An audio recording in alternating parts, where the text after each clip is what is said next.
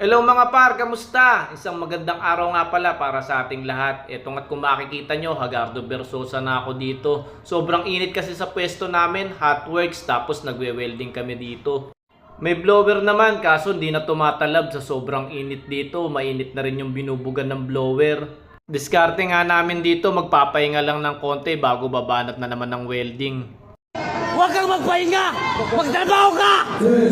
At dito nga ay pinix ko na ang mga pipe show. Nagbawas nga ako ng tigwa 1 inches dito sa mga to.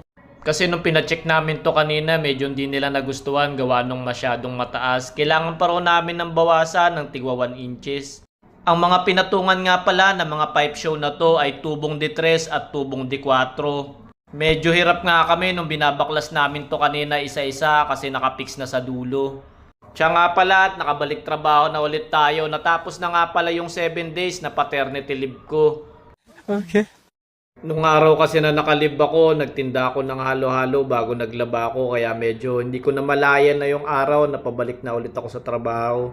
Sa mga nais magtanong nga pala dyan about sa paternity leave, comment down below ka lang dyan o kaya PM mo ko kung sakaling masagot ko yung mga tanong mo para makatulong din ako sa'yo. Dito nga ay kung mapapansin nyo, nasa ibaba ko yung fire blanket. Nasa likod ko kasi yung mga malalaking machine na laundry. Dito nga sa may bandang kanan ko, gumagawa mga kasama kong electrical. Dito nila padadaanin yung mga wiring nila. Dito nga ay lumipat na ako, hindi ko na maiusog yung gamit kong scaffolding, kaya dito naghagdanan na ako. Shoutout nga pala sa lahat ng mga kasama ko, lalo na kay Dredo Bailoses na supportive cameraman. Bola lang yan. Hindi lang din pala kami ang gumagawa rito, may iba't ibang contractor din pala ang mga gumagawa dito. Siya nga pala, kung di nyo na itatanong, 6013 nga pala ang gamit ko na rad na pagpick sa mga pipe show na to. At yun nga, at kung umabot ka pa sa punto ng pinanonood mo, comment down below ka kung hanggang saan umabot dyan ang video ko.